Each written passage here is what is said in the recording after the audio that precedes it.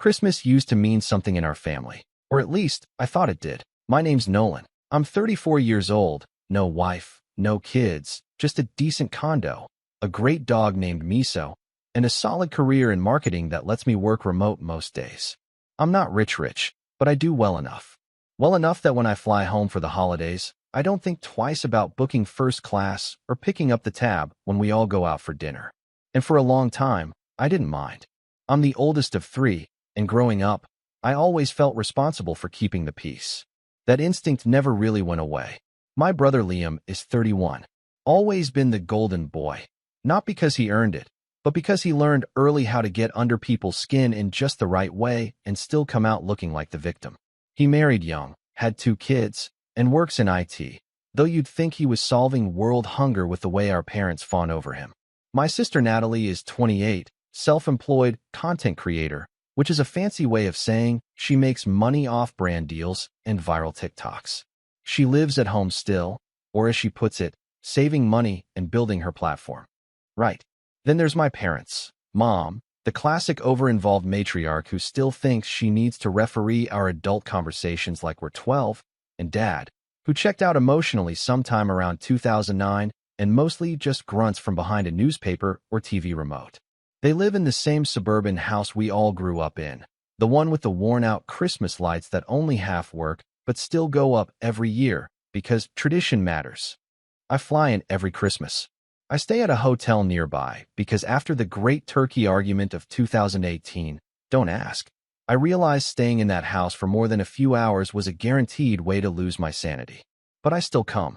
I still show up with gifts. I still try. I don't know if it's guilt or hope, but every year I convince myself maybe this time it'll be different.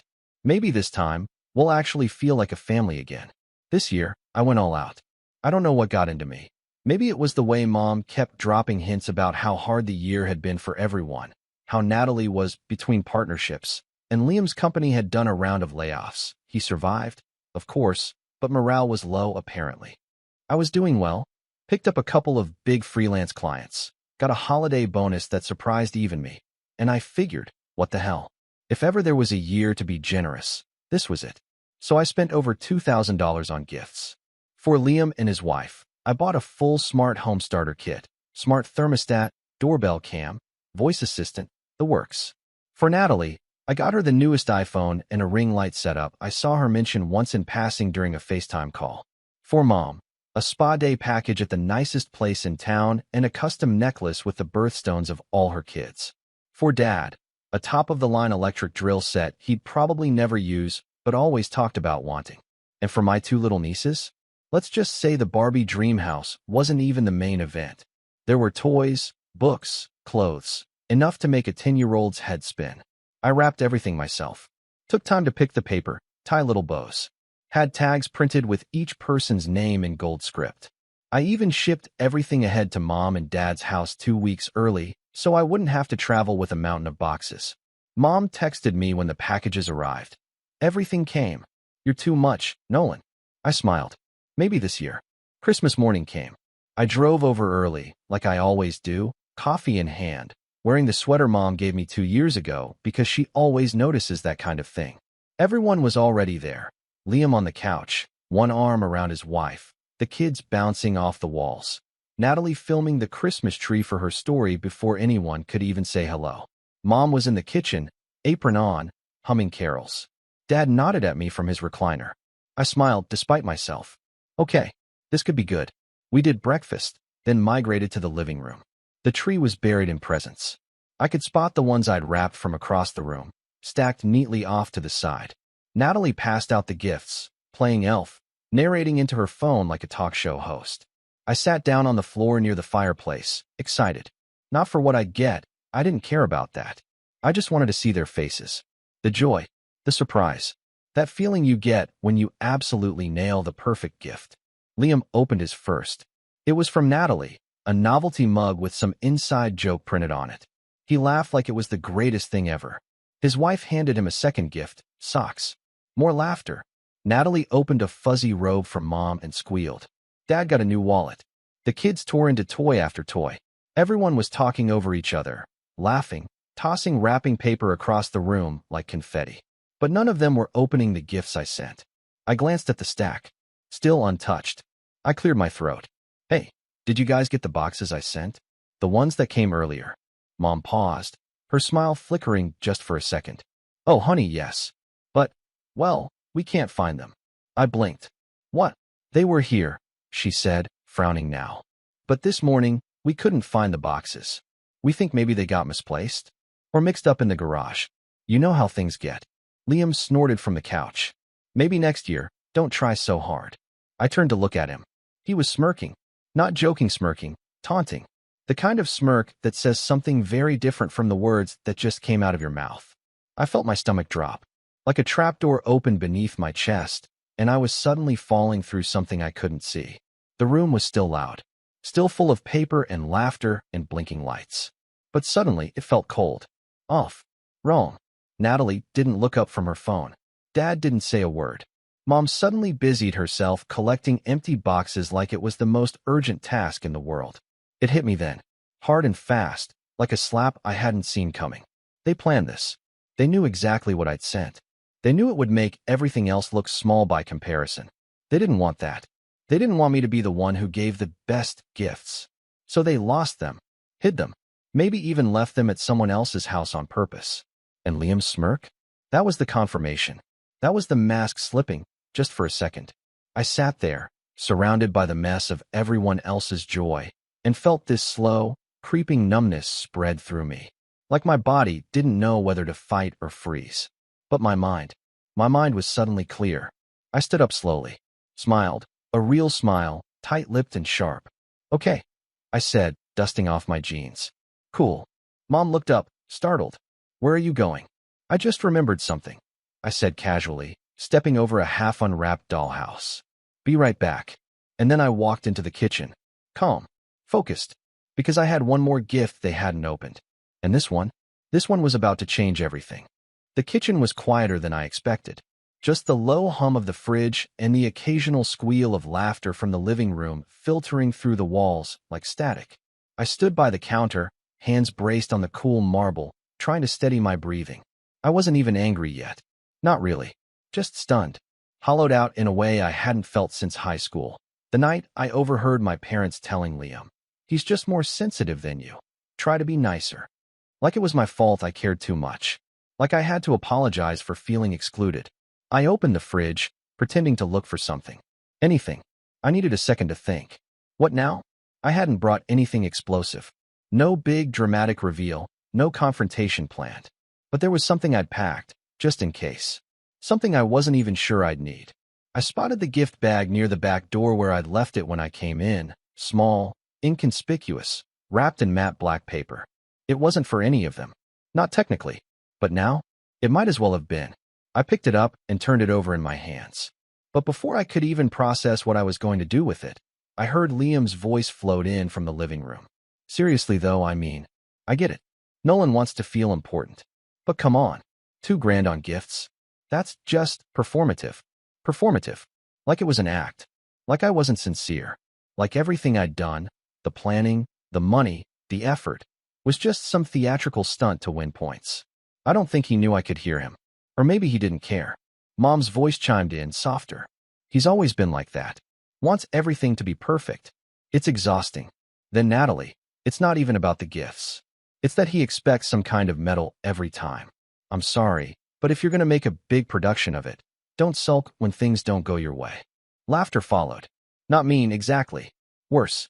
Dismissive. Familiar. Like this wasn't the first time they'd had this conversation. I didn't realize how tight I was gripping the edge of the counter until I felt a sharp pain in my palm. I looked down. My hand was clenched into a fist. That was it. That was the moment it all cracked open. The betrayal wasn't just this morning. It had been happening for years, brick by subtle brick, and I'd let them build a damn fortress out of it. I thought about every time I'd shown up. Every time I paid for dinner and waved it off. Every time I spent hours choosing gifts that actually meant something. Every time I listened, supported, showed up for birthdays and recitals and graduations. Every time I swallowed the lump in my throat when Liam or Natalie made some backhanded joke and Mom said, "They're just teasing. Don't be so sensitive." I thought about the time I told Mom I was struggling with anxiety during college, and she said, "You've always been dramatic." I thought about when I got promoted last year, and she said, "Good for you. Now maybe you can help Liam with his mortgage." I thought about how Natalie once posted a birthday story tagging every family member except me. And when I asked about it, she said, "Oh, you weren't in the group pic. Didn't think you'd care." It was never just one thing. It was death by 1,000 dismissals. And this was the funeral. I took the matte black gift bag and walked back into the living room. The energy shifted the moment I stepped in. I could feel it. Liam was mid-sentence, something about his oldest kid being gifted, but his words trailed off when he saw me. Natalie's eyes flicked up from her phone. Mom paused, hands full of wrapping paper. Even Dad glanced over the top of his newspaper. I smiled. Calm. Measured. "Sorry," I said, lifting the bag. "Just remembered something." Natalie squinted. "What's that?" "Oh," I said, setting the bag down on the coffee table. "This one's special. Thought I might give it now." Mom tilted her head. "But we still haven't found your other gifts." "It's fine," I cut in. "This one's not like the others." Liam laughed, like he couldn't help himself. "Let me guess. Another humble brag moment." I turned to him, still smiling. "Something like that." I reached into the bag and pulled out a stack of envelopes. Each one was sealed with a wax stamp, just something I'd done for flair. I handed the first to Natalie. She looked confused. "Is this money?" "Open it." She tore the flap, pulled out a folded sheet of paper, and stared. Her brow furrowed. "Wait, what is this?" "It's a contract," I said. "For what?" "Your content studio," I replied smoothly. "The one you've been talking about launching for 2 years?" I leased a space in downtown, already wired with studio lighting and soundproofing. 6-month lease, fully paid. You just have to show up. Her mouth dropped open. "You what?" I handed the next envelope to Liam. "Here." He opened it slowly, suspicious now. "Read it." Then blinked. "You're joking." "Nope," I said. "That's a contract for a full home security upgrade. Monthly service included. And I covered your next 6 months of mortgage payments. Figured it'd free you up to spend more time with the kids." He didn't say anything, just stared at the paper like it might bite him. I turned to Mom and Dad, handing them a heavier envelope. "And for you too. That cruise you always talk about? I booked it. 12 days in the Mediterranean. All expenses paid. I even upgraded to the balcony suite." Mom gasped. "But," I added, "it's fully refundable. So if you're not interested, no pressure." Silence. Heavy, suffocating silence. The kids had even stopped unwrapping their toys. I stood there, arms loose at my sides, heart pounding but face steady. Then I said, softly, "These were going to be your Christmas gifts." I spent weeks organizing everything. Took time off work. Coordinated with agents. Paid deposits. Made calls. All because I wanted to do something nice. No one spoke. But then, I continued. "You told me my gifts got lost. And I might have believed you. Except someone made a mistake." I turned to Liam. "You shouldn't have smirked, man." He stiffened. "I didn't." "Yes, you did," I said flatly. "And I've known you long enough to recognize that smug little twist in your mouth. That's your I won face." Mom stepped forward. "Nolan, let's not make a scene." I laughed. Now she didn't want a scene. "Mom," I said, locking eyes with her, "you lost my gifts. But let me ask you, where exactly were they stored?" She hesitated. "In the garage?" "Right," I said, "because I went out there earlier. Wanted to grab a soda from the fridge. You know what I found behind the recycling bins?" Her face drained of color. I looked around the room. Every single box I sent. Still sealed. Still untouched. Natalie muttered something under her breath. I ignored it. "You didn't lose them," I said. "You hid them. You planned this. Probably because you thought what I sent would make everyone else look bad. Like I was trying to outshine you." No one denied it. Not a word. And that's when the rage finally caught up to me. Not loud or dramatic, just quiet and absolute, like a blade sliding into place. I picked up the envelopes. "One more thing," I said. "All these gifts. The contracts? They're canceled." Natalie's head snapped up. "What?" Liam stood. "You're kidding." "I'm not." Every gift had a 48-hour cancellation policy. I didn't expect to need it, but, well, here we are. "But," Mom began. "I wanted this Christmas to be different," I said, cutting her off. "I wanted to believe we could be different. But you know what? I see it now. This isn't about me being too much. It's about you never thinking I was enough. Not when I was a kid. Not now. You don't want a son who shows up. You want one who stays in his lane. I turned to leave. And then, behind me, I heard Natalie say, low and sharp, "You're so dramatic." I froze, turned slowly, and that's when I knew what I was going to do next. Because I hadn't told them the real gift yet. The one thing I'd brought for myself. The one thing they didn't see coming. But I wasn't going to say it here. Not yet. Not in this room. Not with all their eyes on me like I was the villain in some Christmas play gone off script.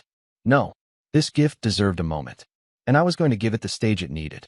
So I smiled, nodded, and walked out the front door without another word, leaving behind a room full of stunned silence, crumpled wrapping paper, and the cold, echoing absence of the son they thought would never walk away. I didn't cry until I got to the car. I don't know what it was, the cold leather against my back, the sight of the empty hotel keycard on the passenger seat, or maybe just the crushing weight of 34 Christmases collapsing into one awful moment. But I sat there in the parking lot gripping the steering, well, like it was the only thing keeping me from falling apart. And I broke. Not the dramatic movie kind, either. Just silent. Helpless. That pathetic sort of crying where your chest aches, but no sound comes out. Where you feel stupid for crying in the first place, but too numb to stop. I thought I'd prepared myself. I really did. But nothing prepares you for the moment you realize you've been the only one trying. For years, I drove back to the hotel in silence. No music, no podcasts. Just the dull hum of the road and the occasional pang of humiliation clawing at my throat. The front desk lady smiled at me when I walked in. I nodded back, barely. When I got to my room, I collapsed face first on the bed and just lay there. Still wearing my sweater. Still clutching my keys. I must have stayed that way for hours. It wasn't just the betrayal. It was the clarity. The sharp, blinding realization that I'd been playing a role in a play no one else cared to rehearse. That every year I kept showing up with hope, and every year they chipped away at it until there was nothing left but duty. And I wasn't going to do it anymore. The next morning, I checked out early. The roads were icy. Flights delayed. But I didn't care. I sat at the airport bar sipping burnt coffee and thinking. Not planning. Just thinking. Letting the silence stretch out like a blank canvas. And for the first time in a long while, I didn't feel guilty. I flew home to Denver 2 days early. Miso nearly tackled me when I walked through the door. That dog had no idea what I was carrying. The weight of rejection, the sting of humiliation, but somehow she knew. She followed me room to room, gentle and quiet, like a shadow that loved me anyway. The condo felt warm, safe, and achingly empty, but I wasn't going to fill it with distractions. Not this time. I unplugged for a while, turned off social media, let the group chat from my family go unread. Ignored the "where are you" texts. I needed space. Space to breathe. Space to figure out who I was when I wasn't trying to prove anything to anyone. And at first, that space felt like a void. Until it didn't. It started small. I reorganized my closet. Deleted half the junk from my hard drive. Canceled a few subscriptions I didn't even realize I still had. Things that had been on the back burner for months, maybe years. It felt good. Like sweeping out cobwebs from corners I'd forgotten existed. Then I opened a folder on my computer labeled Ideas. Inside were scraps of projects I'd started and abandoned, half-written blog posts, presentation outlines, app mock-ups, product names. Things I'd once been excited about until life got too noisy. One idea caught my eye. A side project I'd scribbled out during the pandemic. A platform for remote freelancers to share resources, negotiate better rates, and connect with ethical clients. I'd called it Anchor, just a placeholder name at the time. But looking at it now, something clicked.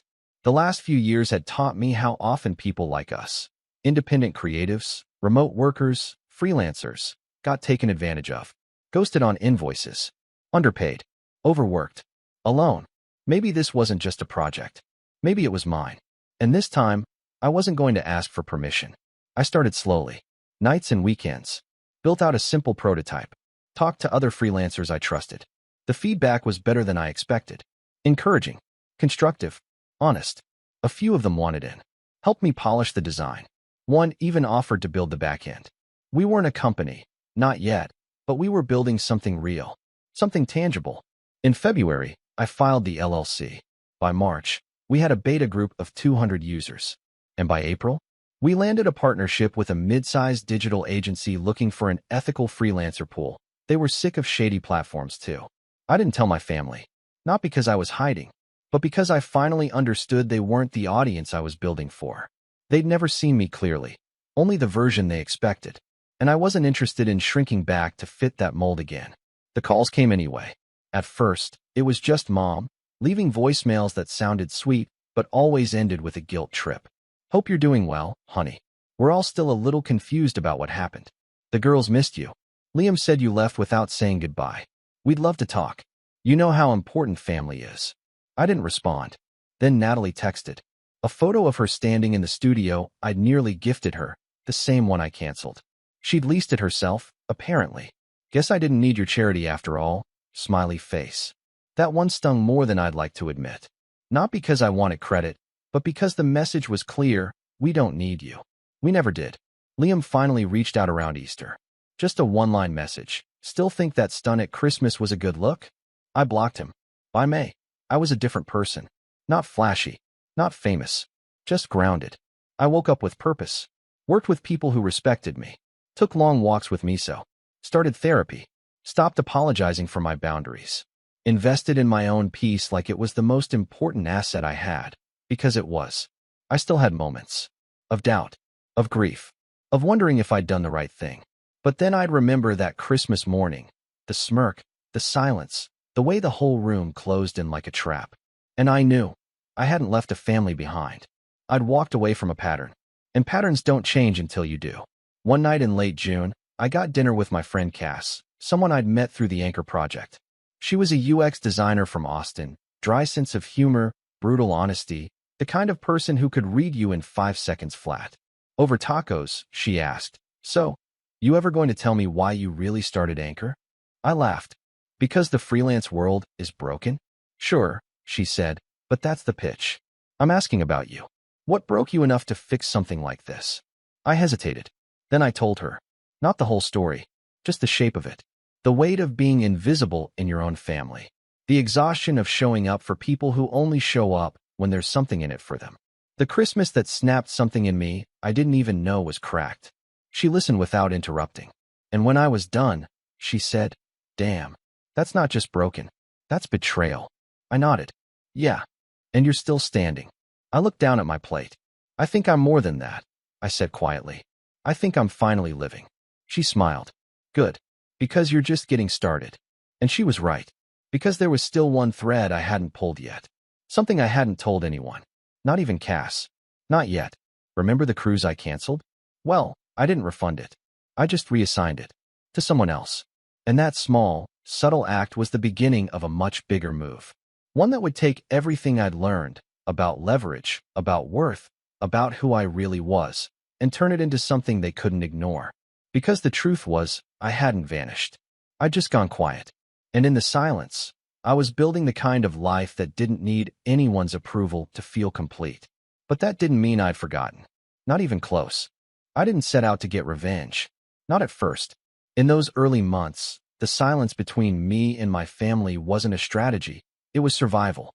I needed distance to figure out who I was when I wasn't orbiting around their expectations.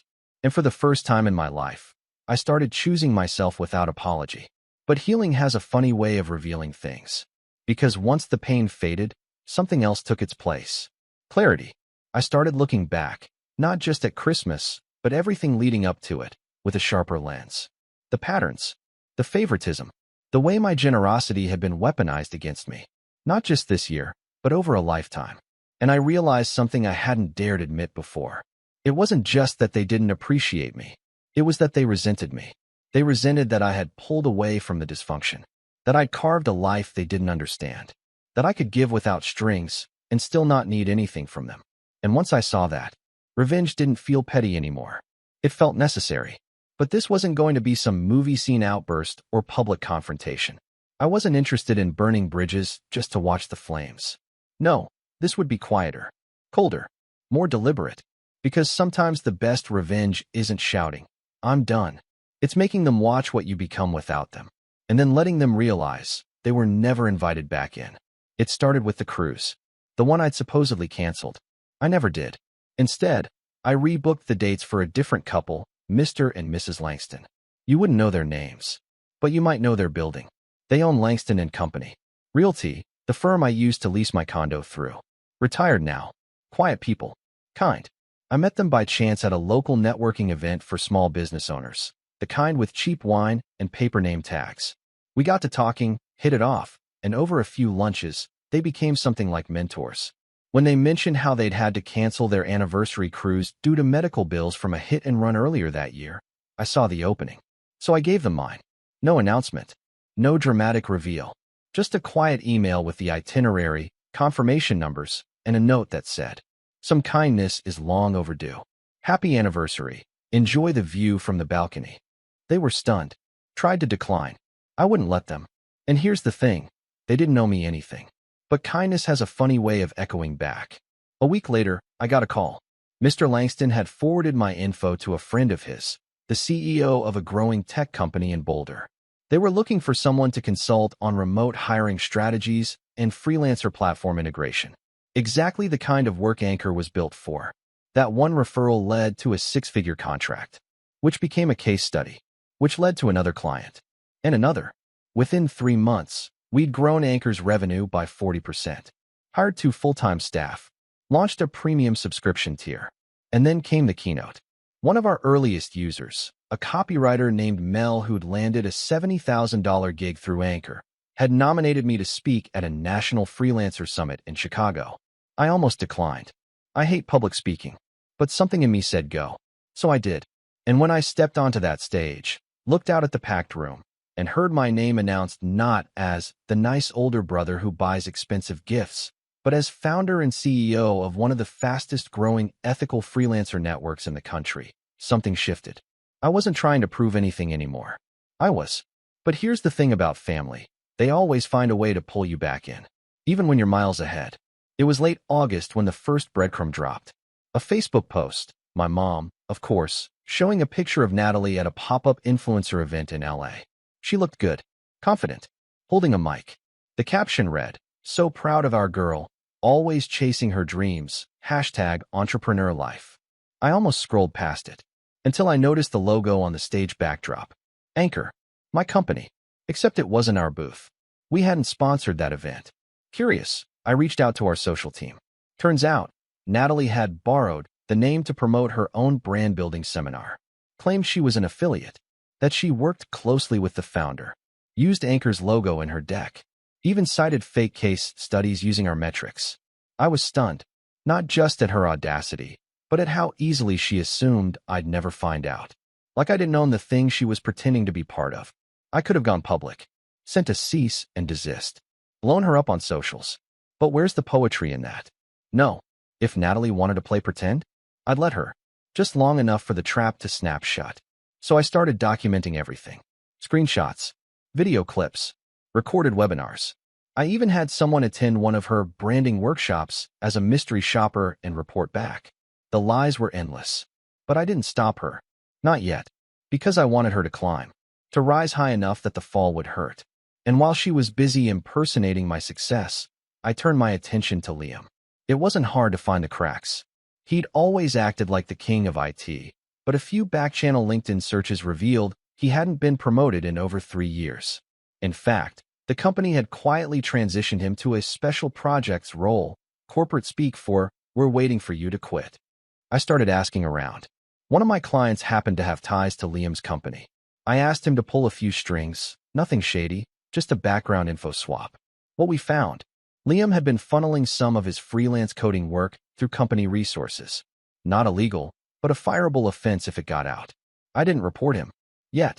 Instead, I made a note of it. Tucked it away. Because all this, it was building towards something bigger. A moment. An opportunity. And then, just like clockwork, it arrived. Late September. An email from Mom. The subject line, "Thanksgiving plans." I stared at it for a long time before opening it. "Hi, sweetheart. We're so excited to host again this year. Everyone will be home. Even Natalie's flying in early. I know things were a bit tense after Christmas, but let's put that behind us. Life's too short to hold grudges. Liam is handling drinks. Natalie is bringing decor and vibes. LOL. And we'd love if you could take care of the catering. You always pick the best places. Let me know if you need help covering the cost. Love you always. Mom. I laughed out loud. Not because it was funny, because it was perfect. They thought I'd just slipped back into the rotation. Like nothing had happened.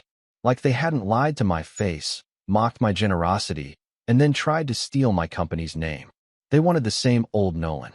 The reliable son. The peacekeeper. The wallet. But they weren't getting him. Not this time. Because I was going to take care of the catering. And it was going to be legendary. Thanksgiving came fast. Too fast, honestly.